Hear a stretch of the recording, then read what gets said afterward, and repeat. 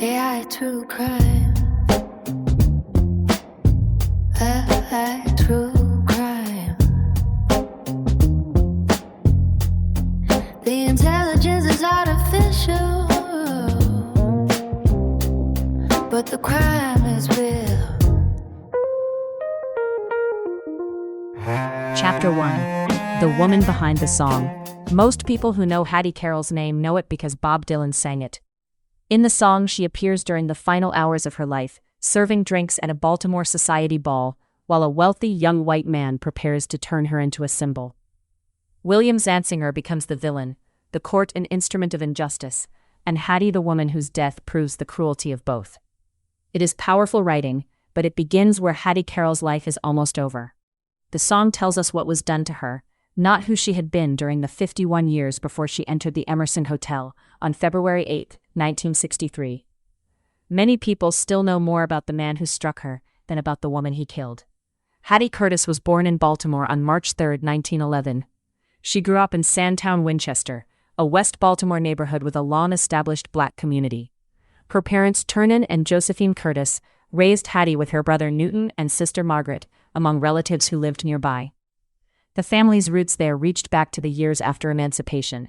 Grandparents, aunts, cousins, and siblings lived within walking distance. But closeness did not remove the limits imposed by race and money. The men commonly worked as drivers and laborers, while the women found employment as maids and laundresses. By 18, Hattie was working as a maid.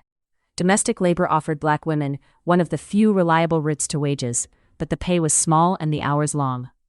In 1939, she earned $152 for 52 weeks as a laundress for one family, showing how much labor could produce so little security. She married James Carroll, and together they had 11 children, 9 of whom survived childhood. Billy, Loretta, Mildred, Charlotte, James, Leota, Frank, Gwendolyn, and Margaret. Their names matter because mother of 11 can turn a family into a statistic, while these were individual children whose lives were divided by what happened in 1963. James worked on a Works Progress Administration road project during the Depression, and later as a Navy kitchen worker during the Second World War.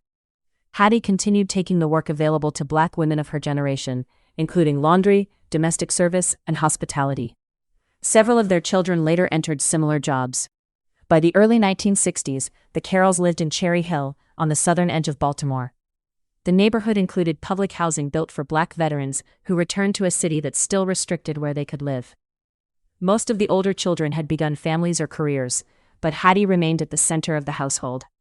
Her life also centered on Gillis Memorial Methodist Church. She sang in the choir and served as a deacon, a role involving far more than occasional Sunday attendance.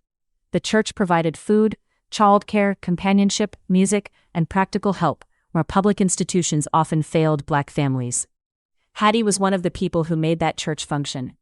When she died, Gillis Memorial was not merely the place chosen for her funeral, but one of the communities that had defined her life.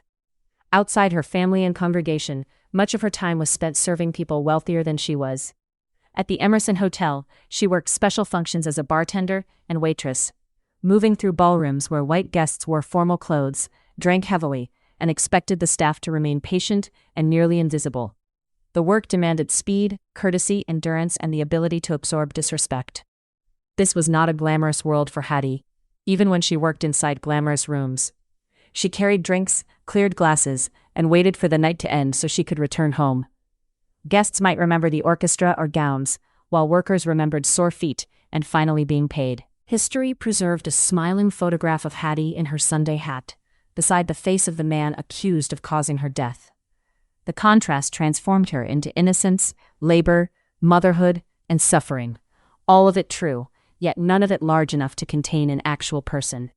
At her funeral, 1,600 mourners crowded into Gillis Memorial Church. They did not gather because a songwriter had made her important, because Dylan had not yet written the song. They came because Hattie Carroll had already lived a life filled with family, work, worship, friendship, and responsibility. That is where her story should begin. Not with a cane, a courtroom, or a famous song, but with a woman whose life mattered before anyone outside Baltimore knew her name. Only after remembering that life should we turn toward the young man who entered the Emerson Hotel, believing the people serving him did not deserve the dignity he demanded for himself.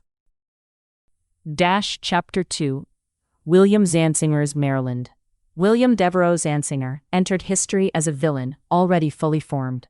In Bob Dylan's song, he arrives carrying wealth, political influence, racial contempt, and a cane. All the instruments of power compressed into a few verses. The real man was 24 years old in February 1963. A tobacco farmer from Charles County in southern Maryland. He was over 6 feet tall, weighed more than 200 pounds, had married young, and helped oversee hundreds of family acres. He was not an important politician, nor did he possess the direct influence Dylan later assigned to him. His power was smaller and more revealing. Land, money, whiteness, family standing, and confidence that others would accommodate his behavior.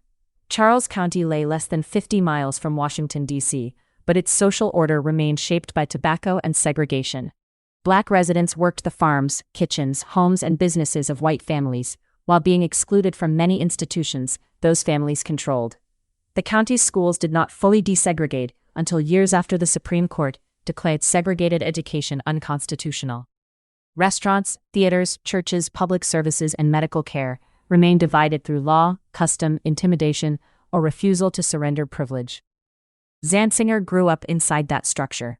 It did not force him to become violent, but it taught him who gave orders and who obeyed, whose anger carried consequences, and whose humiliation could be ignored. His family farmed tobacco on a substantial scale, a crop demanding intense manual labor. Even after slavery and formal sharecropping had receded, it retained a rigid hierarchy between landowners and the black workers performing much of the hardest work. Later accounts sometimes inflate the Zantzingers into a Maryland dynasty with powerful relatives protecting Billy. The record is less dramatic. What mattered was not a secret order reaching the courtroom, but a culture inclined to protect the future of a prosperous young white farmer. Systems rarely require a conspiracy. Officials and neighbors can believe they are behaving normally, while producing an outcome tilted toward the person whose life most resembles their own. Before the spinster's ball, Zantzinger had not been marked for national attention. He was a young husband, landowner, farmer, and member of local white society, where his family name carried weight, but not the extraordinary power Dylan implied. He drank heavily that night. Alcohol later became part of his explanation, as if intoxication had temporarily made him someone else. But drunkenness does not invent vocabulary, or choose the people considered safe to abuse. The language he used toward black hotel employees came readily. He demanded that workers address him as "sir," struck them with a decorative cane, and treated slow service as defiance rather than inconvenience. The cane has grown larger in memory. It was not a heavy walking stick designed as a weapon, but a short, inexpensive carnival souvenir with a metal tip, the kind of object that might look comic in a sober hand. In Zantzinger's hand, it became an instrument of command. Tapping, prodding, and striking workers allowed him to turn social superiority into physical action. This was the privilege surrounding him before anyone died. He could enter a Baltimore hotel drunk and belligerent, then expect the evening to continue, while black employees absorbed his insults and kept working. His behavior was not confined to Hattie Carroll. Before reaching her bar, he had created disturbances, abused staff, and repeatedly struck another black employee while demanding more alcohol. The later story often shrinks the night into one blow between two people. In reality, it was an extended performance in which Zantzinger tested how far he could go, found that almost no one stopped him, and continued escalating. None of this made the outcome inevitable. Many raised within the same system did not assault workers, and explanations become excuses when they remove responsibility from the person who acted. Zantzinger did not arrive from nowhere.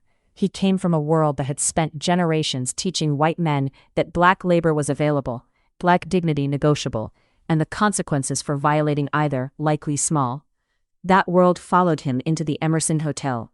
On February 8, 1963, he and his wife flew into Baltimore, ate, drank heavily, and moved toward a charity ball filled with formal clothes, old families, and people accustomed to being served. Hattie Carroll was already there, working. Before the night ended, the distance between their two Marylands would collapse into a few feet across a crowded bar. Chapter 3. The Spinster's Ball. The Spinster's Ball was meant to be an evening of polished manners. Held at Baltimore's Emerson Hotel, it brought together members of Maryland's white social set for dancing, drinking, and the reassuring performance of refinement. William Zantzinger entered already intoxicated. He and his wife Jane had been drinking before they arrived, and he carried a cheap carnival cane that looked more like a party prop than a weapon. He ordered bourbon and ginger ale, then another, and continued drinking as the night went on. He banged the cane on the bar, waved it at employees, and treated delay or refusal as a personal insult. The hotel workers were expected to endure difficult guests without disturbing the event. They served wealthy people who could complain to managers or create problems for anyone who answered back, and Zantzinger understood that imbalance. One worker he targeted was Ethel Hill, a 30-year-old waitress. He struck her across the hips and backside several times, increasing the force as she tried to keep working. When Hill refused to serve him more alcohol, he did not hear a professional decision. He heard disobedience from a black woman and answered with a racial slur, insisting that she address him as sir. The words exposed what the cane was doing. Zantzinger was not merely drunk and disorderly, but staging authority for himself and demanding that the workers confirm the hierarchy he believed the evening owed him. Other guests saw pieces of the performance. He stumbled on the dance floor, quarreled, fell with his wife, and moved through the ballroom, creating disturbances that would have embarrassed a sober man. Yet the evening continued around him. Music played, drinks were poured, and workers kept serving the room, while Zantzinger tested one boundary after another without being removed. That failure matters because Hattie Carroll was not the first person he abused. By the time he reached her bar, he had learned that striking employees produced little immediate consequence. Carroll was working behind the bar, filling orders for a crowd that had been drinking for hours. She was 51, managing a demanding station late at night, and trying to keep pace with guests who expected every request at once. Zantzinger ordered another drink. Accounts differ slightly on the wording and whether it was bourbon or whiskey, but they agree that Carroll did not move quickly enough for him. She told him, "Just a minute, sir," and continued preparing the orders ahead of his. The answer was polite, ordinary, and precisely the form of respect he had demanded from other workers. He answered with abuse. He called her racist names, complained that she was too slow, and struck her with the cane near the shoulder and neck. The blow did not knock her down, or leave the dramatic wound later listeners might imagine from Dylan's song. Carroll completed the drink and handed it across the bar. That small act makes the scene more disturbing. She had been insulted and struck by a guest, yet the rules of her work still required her to finish serving him. Zantzinger moved on. He continued drinking and fighting, and later became violent toward his wife, while the ball carried on amid music, formal clothes, and efforts to contain him. Carroll remained behind the bar, but within minutes she began feeling ill. She leaned against a coworker and said the man had upset her badly, then complained of numbness and weakness. Her speech became difficult, and one arm stopped responding normally. Coworkers helped her from the ballroom into the hotel kitchen, where the elegant event vanished behind swinging doors. Surrounded not by guests, but by the people who worked beside her, Carroll's condition worsened. She collapsed and was taken to Mercy Hospital, where doctors recognized a cerebral hemorrhage. Police arrested Zantzinger for disorderly conduct and assault. He had spent the night demanding obedience from people he considered beneath him, then left in custody, while one of those workers fought for her life. The contrast would later seem designed for a protest song. Upstairs, Maryland society danced beneath chandeliers, while behind the service doors, Hattie Carroll lay stricken after a drunken white man decided that delay entitled him to humiliate and strike her. By morning, the spinster's ball was over. The gowns had been put away, the bottles cleared, and the Emerson returned to ordinary business. But Hattie Carroll never returned home. She died at the hospital on February 9, 1963. What followed would depend on a question more difficult than whether William Zantzinger had struck her. Whether the law could say that his violence had killed her. Chapter 4. What killed Hattie Carroll? Hattie Carroll died at Mercy Hospital shortly after 9 on February 9, 1963. She never regained consciousness after collapsing in the Emerson Hotel kitchen, and doctors identified the immediate cause as a massive cerebral hemorrhage. That phrase opened the central dispute. William Zantzinger had insulted Carroll and struck her with a cane, yet the blow left no visible wound and had not fractured her skull. The question was not whether he assaulted her, but whether the assault caused her death. The autopsy revealed severe high blood pressure, hardened arteries, and an enlarged heart. These conditions made a brain hemorrhage more likely, but they had not prevented Carroll from working a long shift before she encountered Zantzinger. His defense argued that she died from disease rather than violence. According to that version, Carroll suffered a stroke after the confrontation, not because of it. The medical examiner disagreed. He believed the blow, racial abuse, anger, and fear produced an emotional response that raised Carroll's blood pressure and triggered the hemorrhage. This was causation without a dramatic injury. Zantzinger did not need to break bone if the terror and stress he created pushed a vulnerable body beyond what it could survive. The distinction matters because people picture a murder weapon doing visible damage. A bullet tears tissue, a knife leaves a wound, and a heavy club fractures a skull. Here the cane became lethal through the reaction it provoked, rather than the force it delivered. That does not make the death imaginary or coincidental. A person with a weak heart can still be killed by an assault, just as someone with brittle bones can die from a fall another person might survive. The law sometimes expresses this through the principle that an attacker takes the victim as they find them. A defendant does not escape responsibility because a hidden illness made the consequences worse than expected.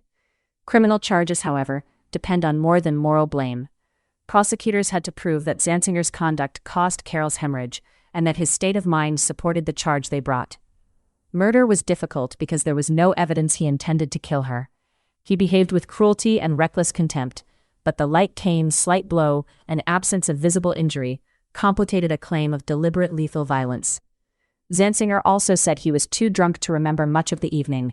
Intoxication did not excuse the assaults, but it became part of the argument over whether he possessed the intent required for murder. The prosecution faced two uncertainties. Could the state prove that the confrontation caused Carroll's death? And could it prove that Zantzinger acted with the mental state required for the most serious charge? The answer that emerged was manslaughter. It acknowledged that his assault set the fatal sequence in motion, while stopping short of declaring that he planned or knowingly attempted to kill. That compromise has sometimes been mistaken for a finding that the cane did not matter. In fact, the case depended on the opposite conclusion. Carroll's condition made her vulnerable, but Zantzinger triggered the crisis that killed her. His actions also cannot be reduced to one tap on the shoulder. He spent the evening striking black workers, shouting racial insults, demanding submission, and escalating because no one removed him. The blow came within a larger assault, built from humiliation and fear. The medical facts gave the defense room to argue, but they did not turn Carroll's death into coincidence. She became ill within minutes, said he had upset her badly, lost movement and speech, and collapsed before the night ended. The hardest part of the case is that two things can be true at once. Hattie Carroll had serious underlying disease, and William Zantzinger caused the shock that made those conditions fatal. Bob Dylan later flattened that complexity by making the cane sound like a direct killing instrument.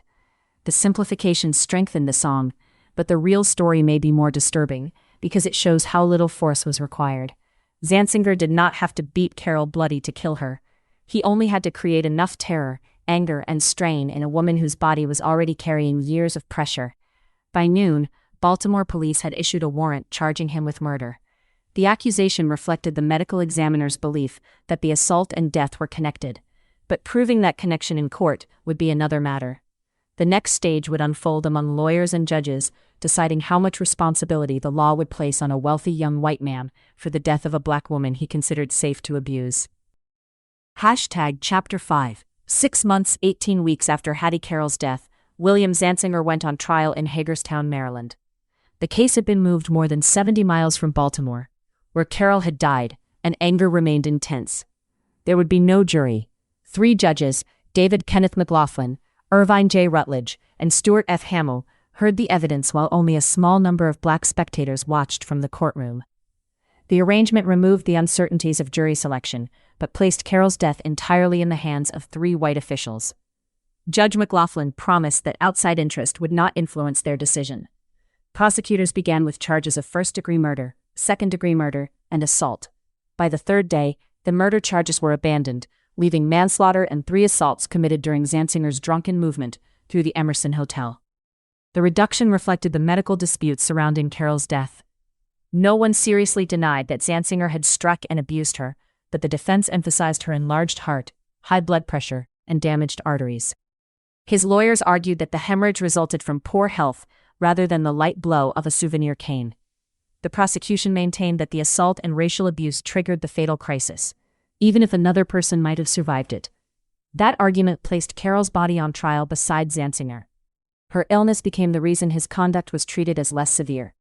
as though the vulnerability of the person he attacked reduced his responsibility. The court accepted that he had caused her death. On June 28, 1963, the judges convicted him of manslaughter and assault, rejecting murder but confirming that the encounter was not merely followed by Carroll's collapse. Manslaughter carried a possible sentence of up to 10 years. Zantzinger nevertheless remained free on bond for another 2 months because sentencing was delayed so he could supervise his family's 630 acres of tobacco farms. That decision exposed the values surrounding the case before any prison term was announced. Hattie Carroll's life ended during a night of work, while the man responsible received additional freedom because his work and property were considered important. Sentencing occurred on August 29, one day after the March on Washington for Jobs and Freedom. While the country absorbed Martin Luther King Jr.'s Declaration of a Dream Built on Equality, a Maryland courtroom imposed its judgment on the value of a black working woman's death. Zantzinger received 6 months in jail and fines totaling $625, even allowing for manslaughter rather than murder. The sentence sounded less like punishment for causing a death than a temporary interruption in the life of a prosperous young farmer. His response made that impression worse. He told a reporter that he would miss the snow and return in time for the spring harvest, reducing the sentence to an inconvenient season away from home. The court also allowed him to remain free until the tobacco harvest was completed.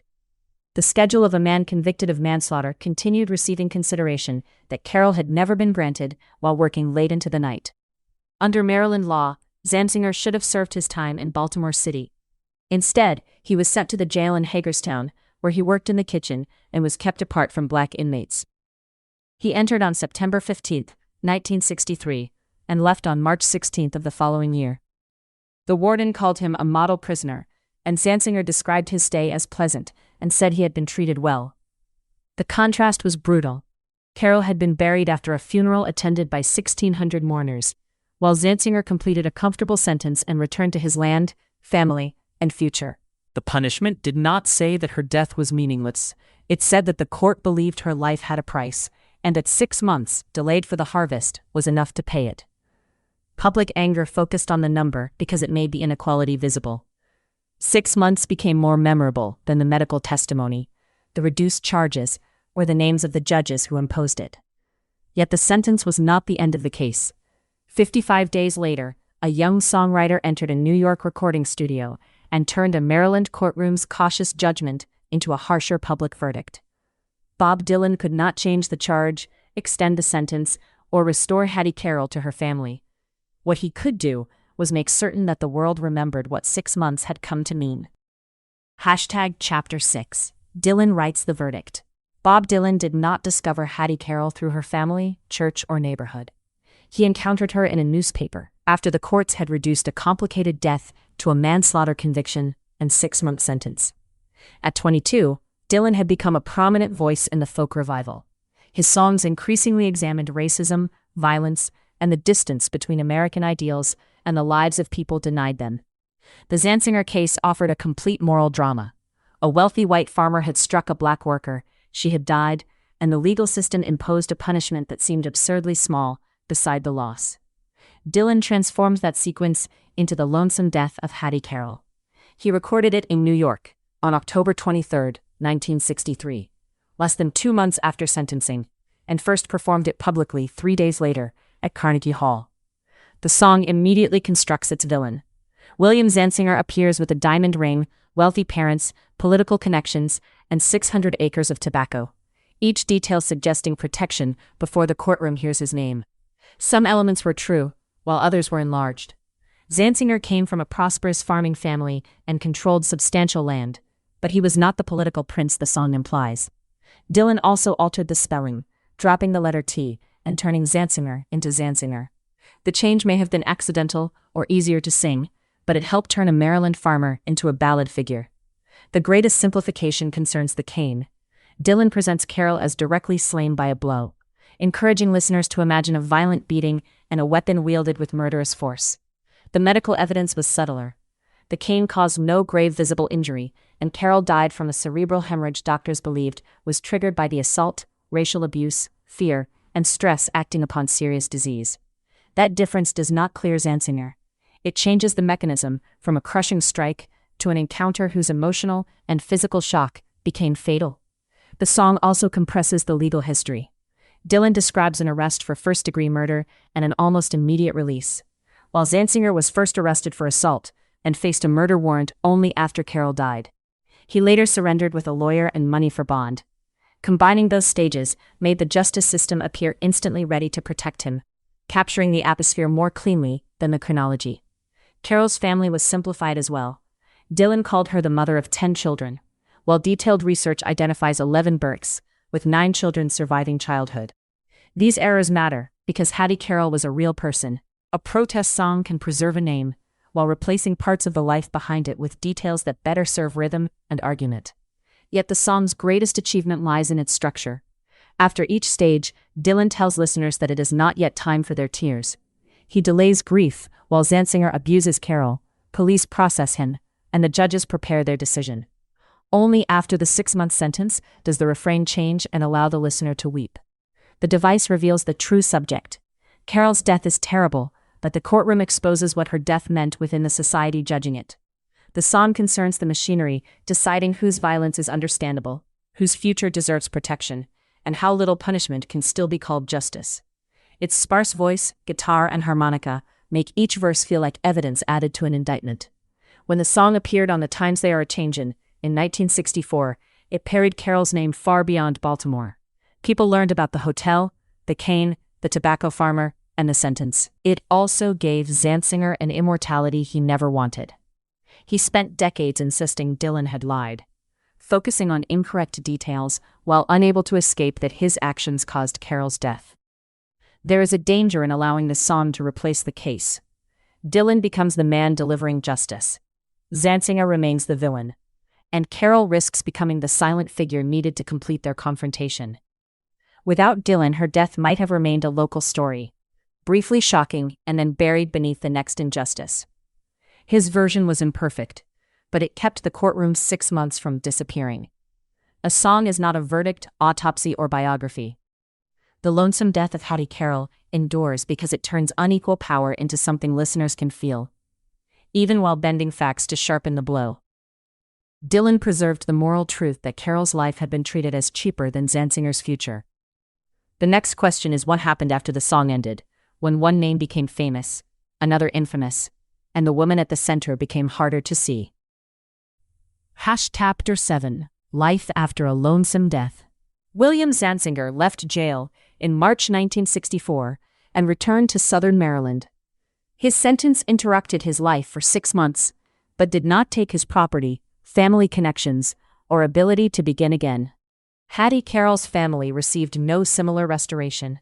Her husband and children continued without the woman who had held together their home and church life, while strangers increasingly knew her through a song. Dylan's recording made the case permanent. Each listener heard William Zantzinger and Hattie Carroll joined together, one preserved as the man with the cane, and the other as the woman whose death exposed the value placed upon her life. Zantzinger hated that arrangement. He insisted Dylan had distorted the medical evidence, exaggerated his influence, and transformed a drunken assault into the image of a calculated killing. On several factual points, he had an argument. The cane caused no lethal wound. He lacked the political power the lyrics suggested, and the court convicted him of manslaughter rather than murder. What he could not escape was the central event. During a later interview, Zantzinger acknowledged that he had caused Carroll's death and accepted responsibility, even while continuing to call the song a lie. He returned to farming, operated a nightclub, dealt in antiques, and entered real estate. Friends described a sociable local figure who gave to his church and seemed different from the man fixed inside Dylan's verses. That contrast does not prove the song false. People can be generous within one circle while exploiting those placed outside it, and public charm has never prevented private cruelty. By the 1980s, Zantzinger owned rental properties occupied largely by poor black families. The houses were deteriorated, some without indoor plumbing, but they offered shelter to tenants with few alternatives. When he failed to pay taxes, the county took possession of the properties. Zantzinger continued collecting rent for more than 5 years, raised payments, sued tenants who fell behind, and evicted people from homes he no longer owned. The scheme collected more than $64,000 before authorities acted. In 1991, he pleaded guilty to 50 misdemeanor counts of unfair and deceptive trade practices. This punishment exceeded the sentence imposed after Carroll's death. Zantzinger received 18 months in county jail, a $50,000 fine, and 2,400 hours of community service connected to affordable housing. The comparison is unavoidable. The law confined him for 6 months after his abuse caused a woman's death, then imposed 3 times as long when he collected money from property belonging to the county. Money created records that could be totaled, traced, and placed before a judge. Carroll's terror, humiliation, and lost future could not be entered into a ledger with the same precision. There is danger in calling the later conviction poetic justice. It did nothing for Carroll, and another sentence could not balance the earlier one, as though punishment were an account finally brought into order. It did complicate Zantzinger's claim that Dylan had frozen him unfairly at one terrible moment. Decades after the spinster's ball, he was again using power against poor black people, and trusting that institutions would accept his authority. Zantzinger died on January 3, 2009, at 69. Hattie Carroll had been gone nearly 46 years. The song preserved her name, but preservation is not the same as remembrance. To know only her final night is to let Zantzinger remain the most important event in a life, containing 51 years before he entered it. Carroll worked, raised children, worshipped, sang, cared for relatives, and helped sustain a church. 1,600 people attended her funeral because she mattered before a famous songwriter told the world to weep. Dylan gave the case a moral clarity the courtroom avoided. His version contains errors, but its accusation endures because the 6-month sentence expressed something larger than one judge's decision. Zantzinger was treated as a young man with a harvest and future, while Carroll became a vulnerable body whose weakness reduced the cost of killing her. The final injustice would be to remember only poor Hattie Carroll.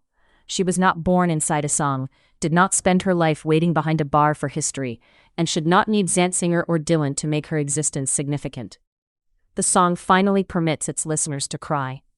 History asks for something harder, to see the woman beyond the tears and give her life the attention once reserved for the manner of her death. Next time on AI True Crime, we turn from a cane and courtroom to one man's war against an entire Colorado town. The next episode is all about Killdozer, the armored bulldozer Marvin Heemeyer used to tear through Granby.